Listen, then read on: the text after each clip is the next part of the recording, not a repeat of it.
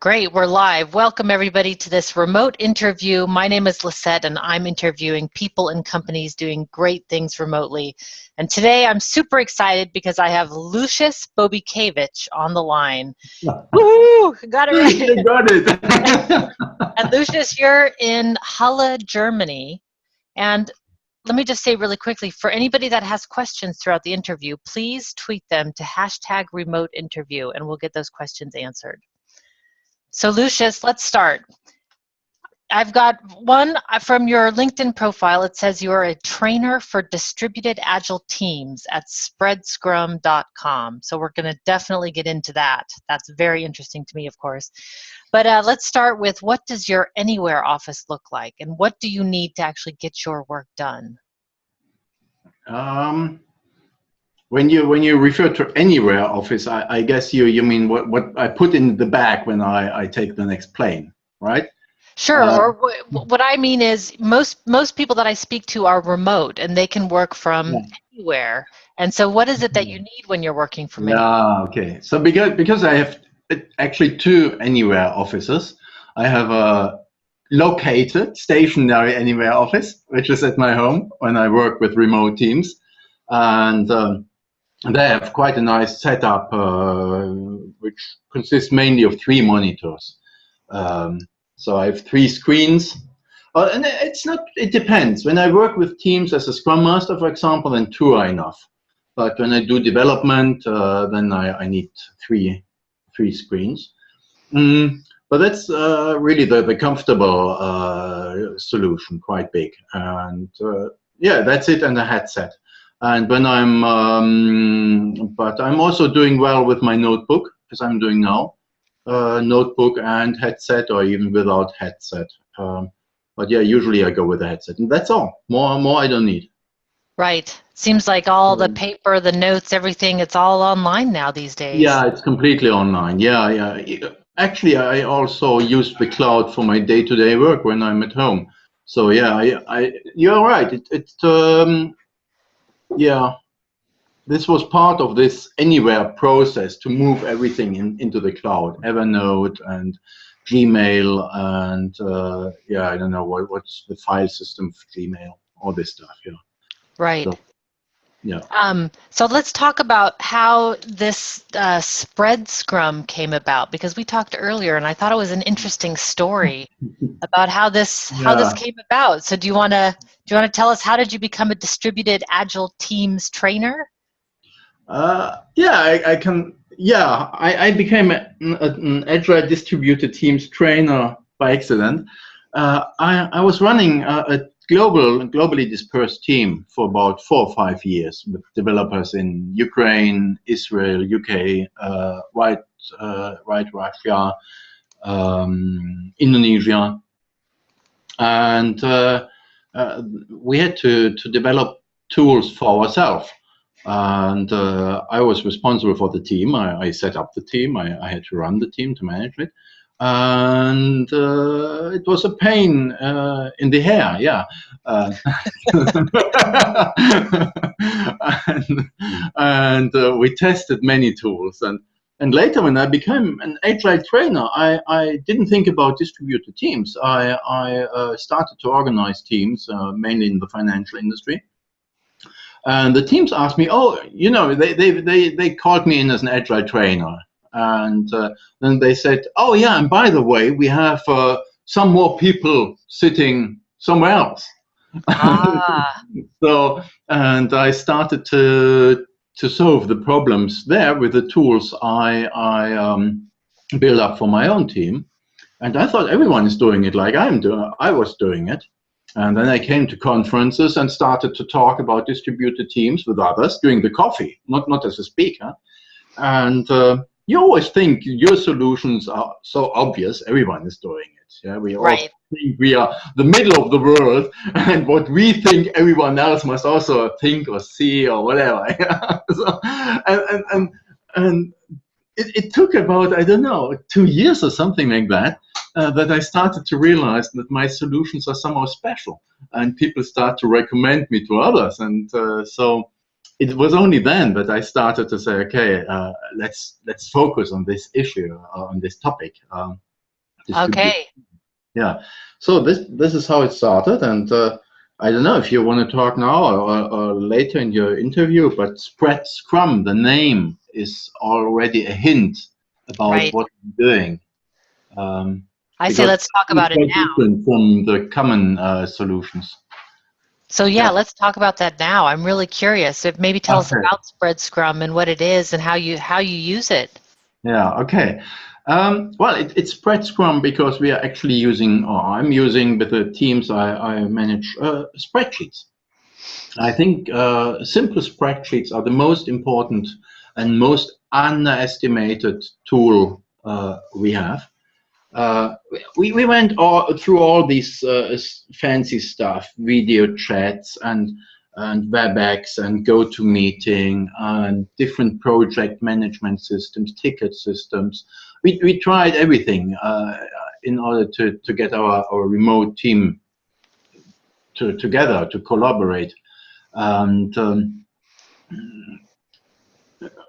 there was always something wrong, or it didn't work, or it didn't help. And we used Skype mainly, a chat without video, without audio. And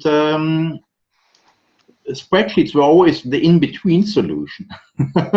Right. When we had nothing else.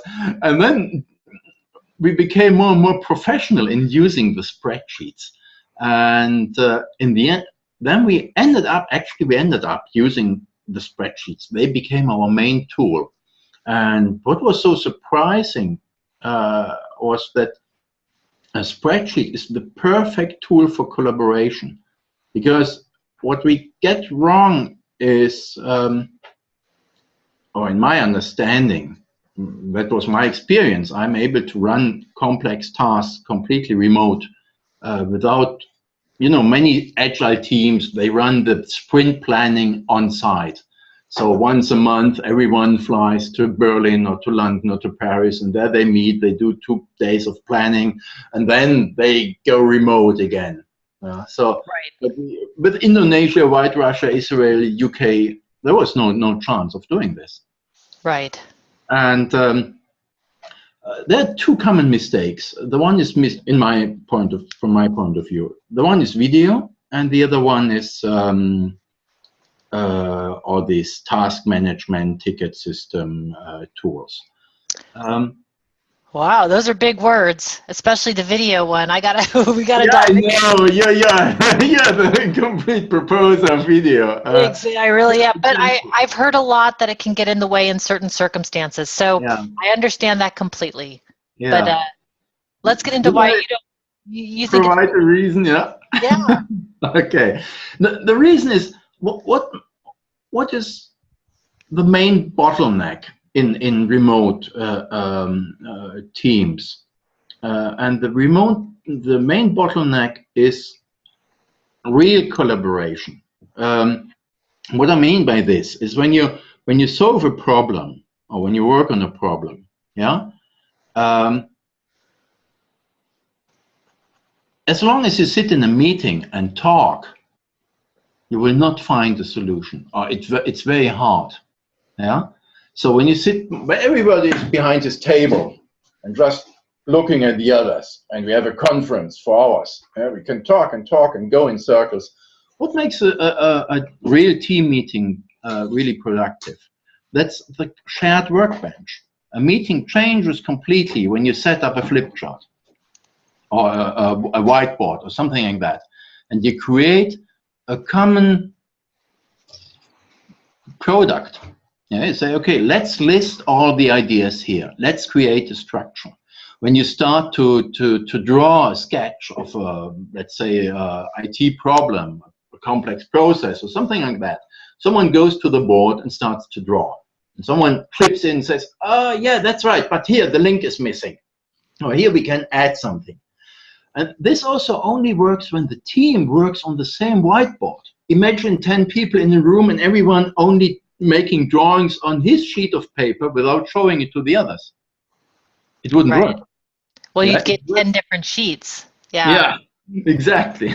And so that's the point. And what a spreadsheet Or if you look at a flip chart in a real-life meeting, a flip chart is the most basic tool. It's pen and paper, Right.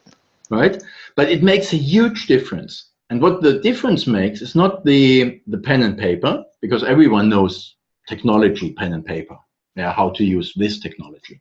But what makes the big difference in a real-life on-site meeting is that you have a facilitator, like a scrum master or an experienced team leader, who knows how to lead a team through a structured problem analysis, assessment, and solution finding process.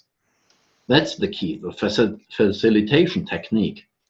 And yeah, in video we just see each other, so fine. But where's the shared product, the common work? And there the spreadsheet comes in. It's perfect. It's so simple.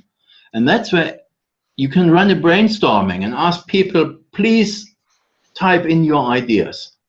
And everyone can work in parallel, even better than on a flip chart in a real life meeting. You ask to write down all the columns, yeah, and bam, bam, bam, bam, you have suddenly 20 ideas. You can, in the next column, you can use it for doing an assessment. Let's do a dot voting. Yeah? Right. And all you need is to put up a sum formula, and bam, bam, bam, 2 minutes later, you see the assessment of the team, which options are highly rated.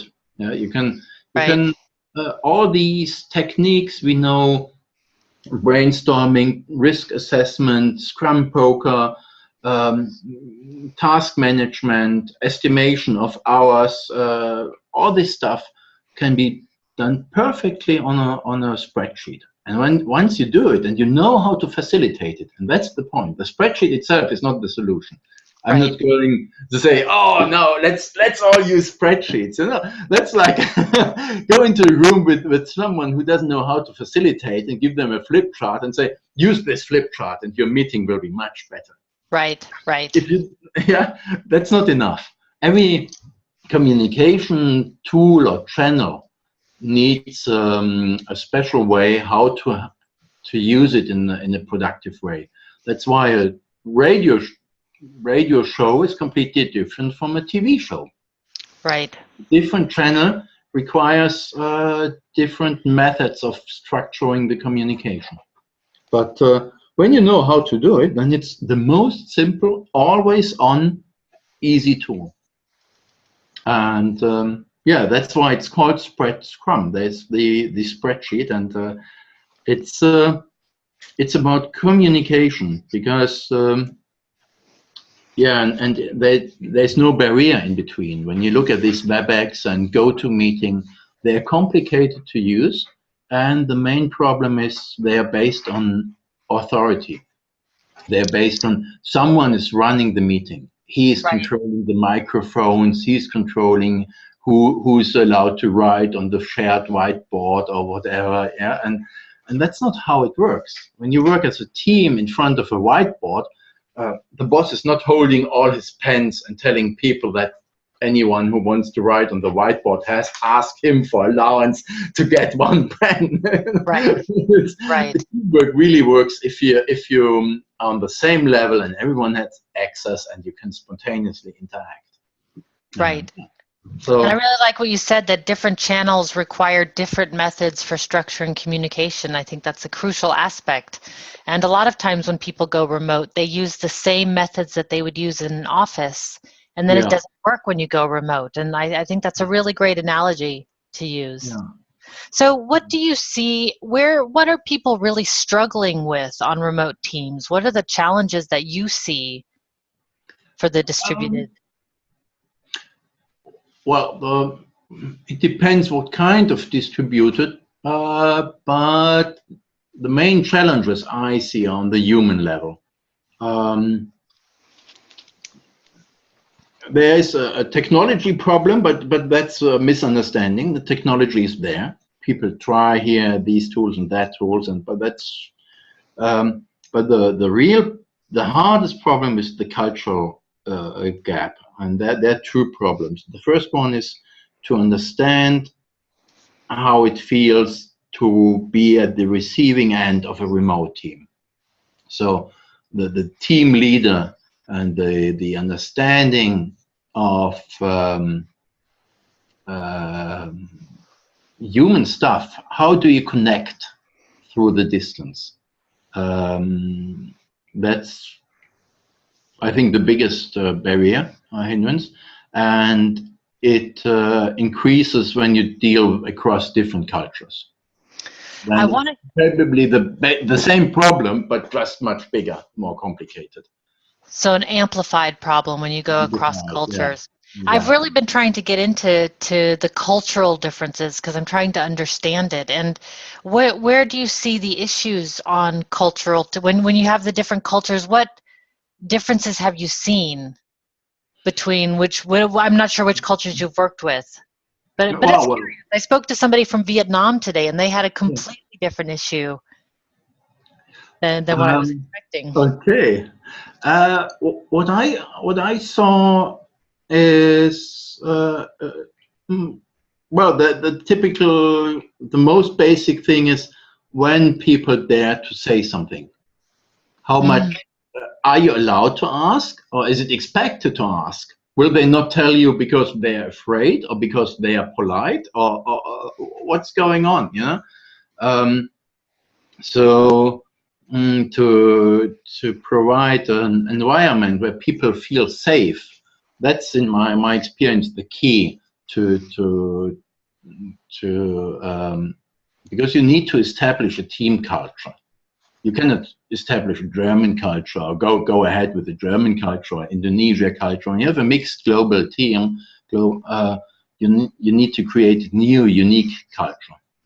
And from my point of view, trust and an environment without fear is the most important thing, because when you create that, then you can come across everything else. Because Right. you will never understand Indonesian culture if you haven't lived there, but not remotely. You know, so so when the person is when you don't get information, he must feel so safe, or she must feel so safe, that regardless if it's against her culture, or being afraid of something negative, or being afraid of not being polite, inside the team they must feel safe enough to bring it forward. And that's the key, in my opinion, in my understanding, to create this openness and safety. Yeah. I love that. I love the idea of creating a team culture that sort of supersedes all the Yeah. other cultures that come in. Yeah. And that is really, I mean, when we solve that, then that is the $1,000,000 question. Yeah, but that's a human thing, and it sounds easy, but actually I found it harder to deal with the machos from macho countries, you know, where they say, "Oh boys, stop it now, we must go ahead." Yeah, and then you say, "No, cool down." Yeah, I find it harder to bring someone down with a macho attitude than because when someone is not talking or reluctant, you know, then you can just start listening, and you can start asking questions and be careful, and you can step by step build up trust. But when you have a macho culture and someone starting to push, then I found it harder to cool Agreed. them down. And then there's this thing. What I mean with openness is it sounds so easy, but it needs some kind of authenticity. You need to have real interest in the other person.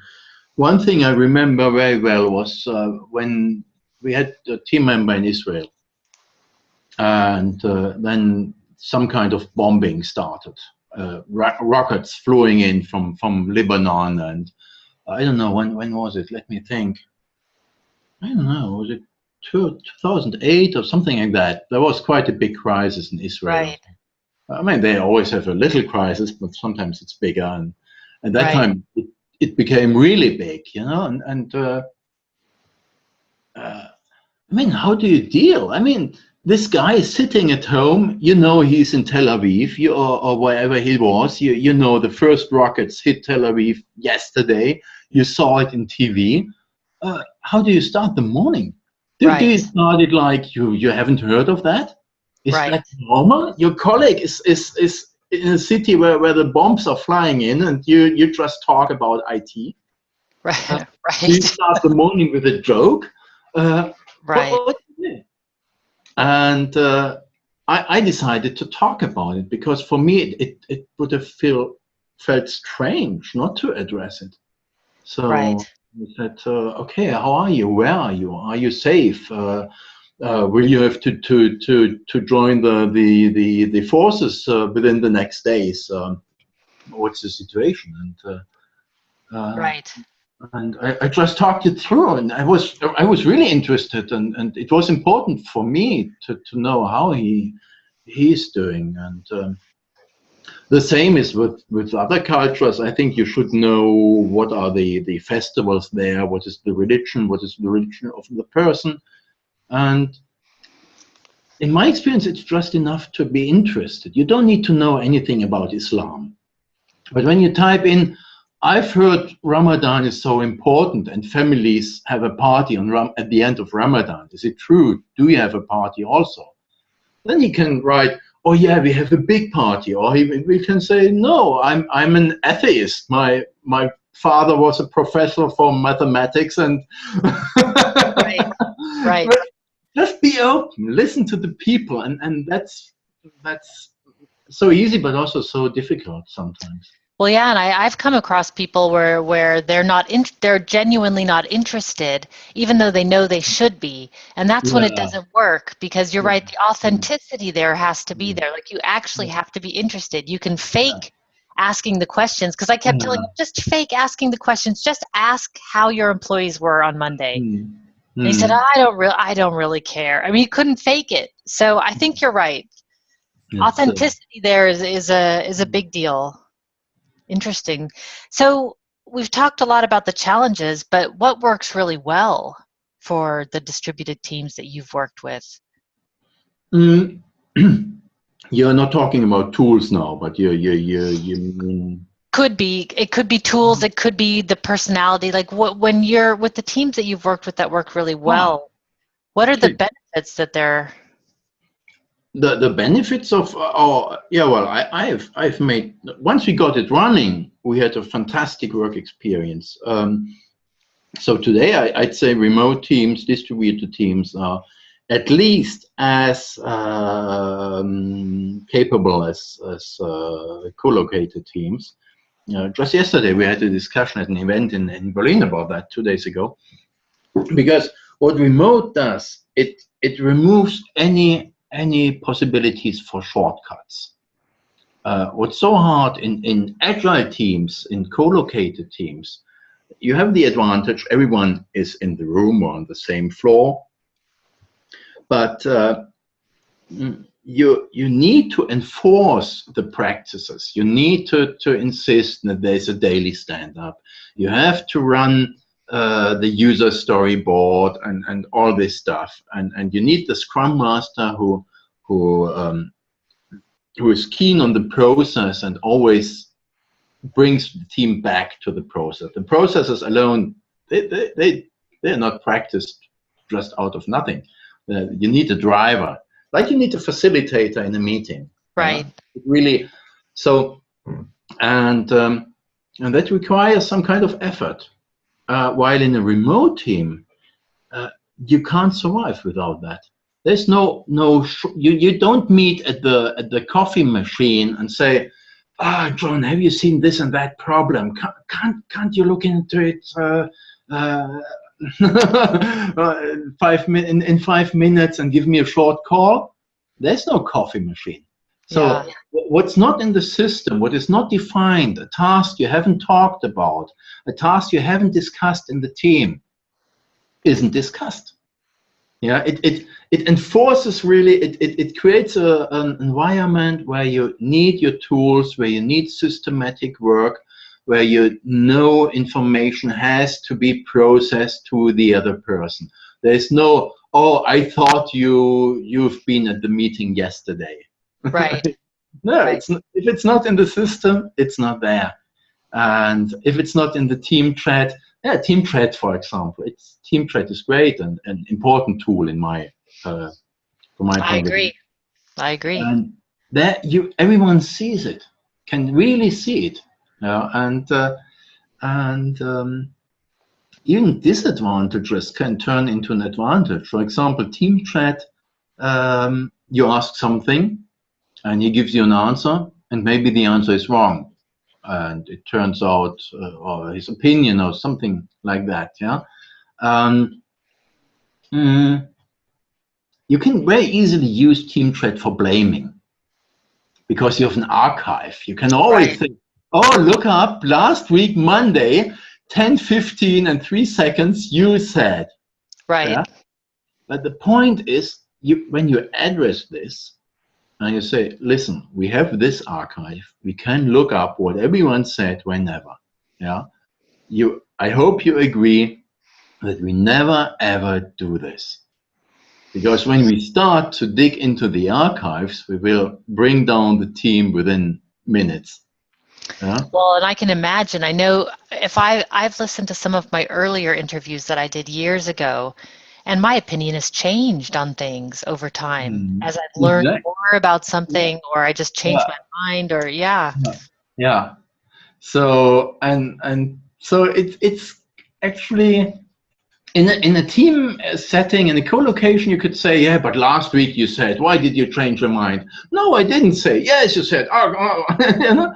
But here it's really written. You can prove it, and it's extremely obvious even to the most non-sensitive communicators that you can't start like this. Yeah. So, and it's interesting, yeah, because it makes people not careful in communication, but it makes people aware of how important it is to have respect to the other person in the moment of communication. Right. The moment the communication takes place. So, true, there's a deliberateness to it a little bit. Yeah, exactly. Exactly, because it's like a nuclear bomb. Because you have this weapon of the archive, you must deliberately decide not to use it, because it will destroy your team culture. Wow. Well, I'm glad this is recorded. Words of brilliance from Lucius. I could talk with you for hours. We're running out of time. I know, but we have to be careful today. 10 questions or something like that. And I know, and we're not even halfway through. We're not even halfway through. But then, but we'll do there. There's always room for more. More interviews and follow-up calls, and you and I will be collaborating for sure. We already know that. But in terms of your management techniques and your style, yeah, it isn't exactly on there. But in terms of, because it sounds like you've got a good grasp on what makes a good virtual team leader, and maybe that's because of your Scrum Master training and how you've taken care of and cared for the teams. How does that translate virtually for you?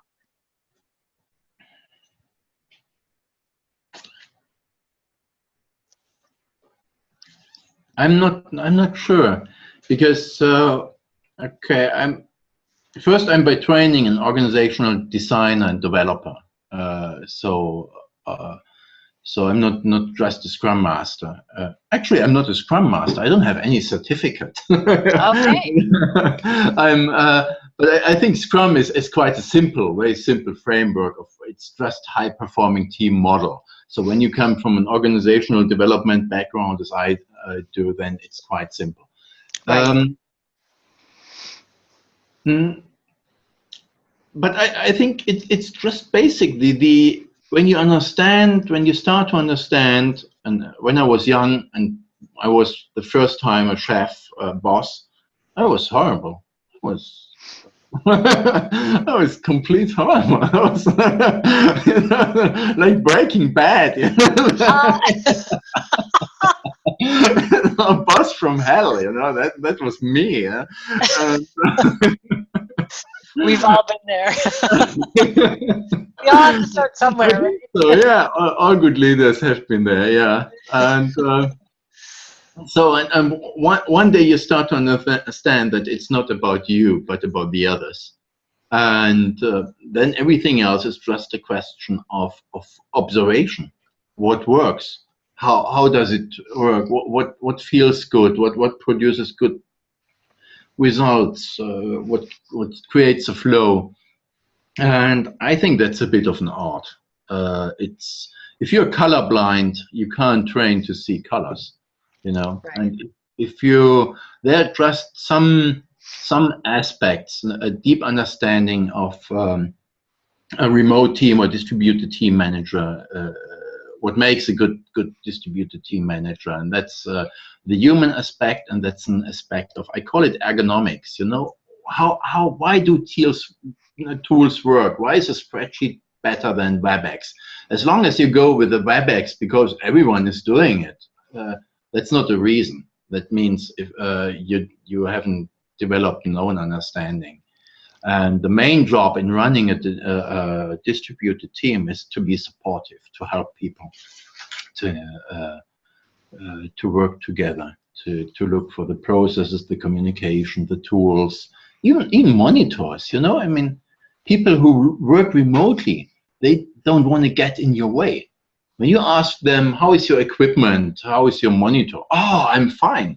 When you have only one, yeah, that's perfect. You know, no one in the Ukraine wants to risk his job because, you know, he will never call you and say, hey, boss, may I have 2 or 3 monitors? Wow. You know, because he doesn't want to look demanding. He wants to look, to be Right. for you and for the team and to do you know, he says, oh, if I start to ask for 3 screens, maybe he's going to look for someone else who's not asking such questions.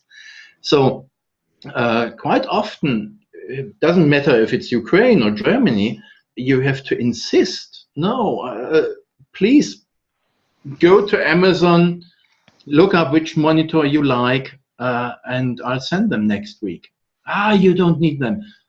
Okay, if it's not necessary, just try it. And if you don't need them after the project, you can send them back to me. But I think now, you know, Right. and that's how you build up trust. Sometimes you must really think about the situation they are in and walk into their shoes. And it's just practicing. I don't know if there's a solution. I'm not sure if you can do facilitator trainings like I do.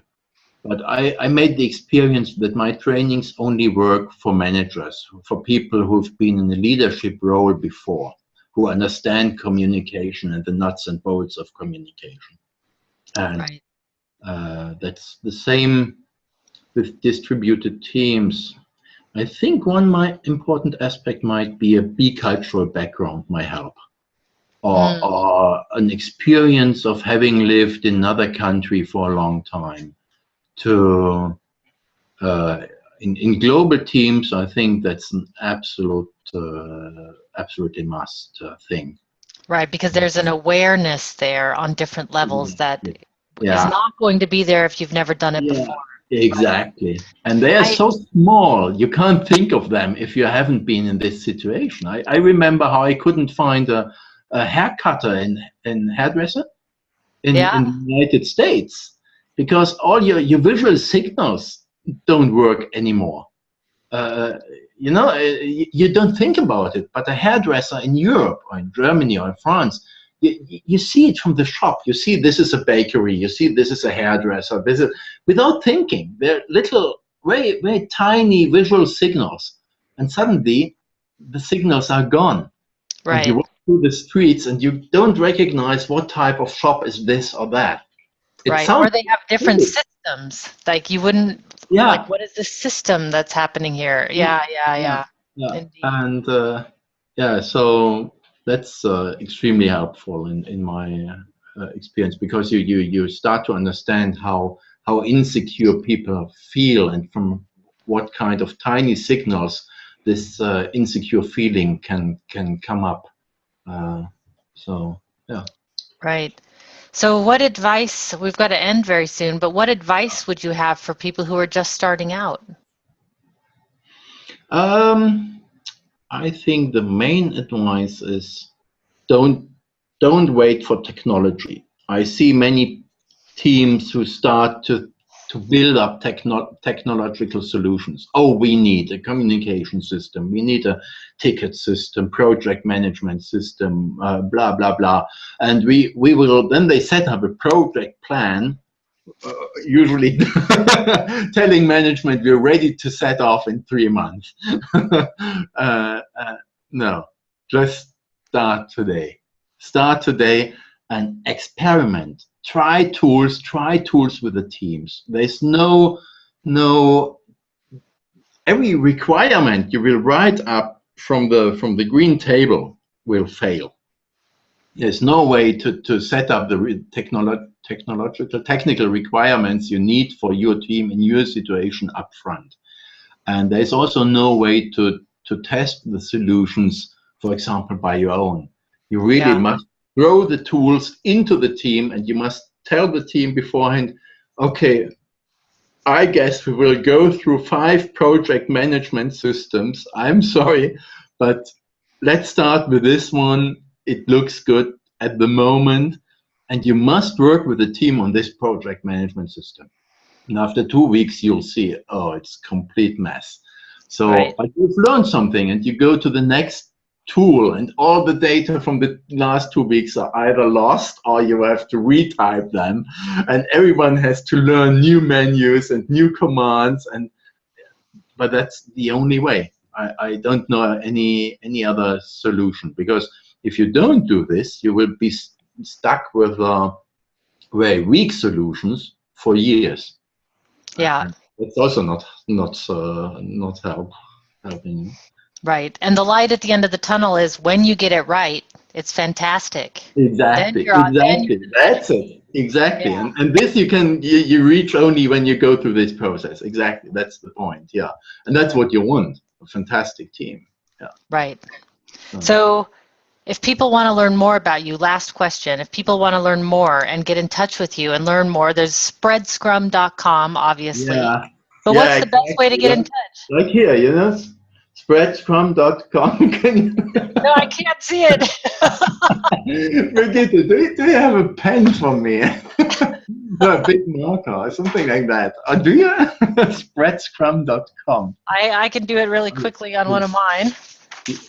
Oh, okay. Who's faster? There's this agile training where you have to write your name. Do you know that one? I win.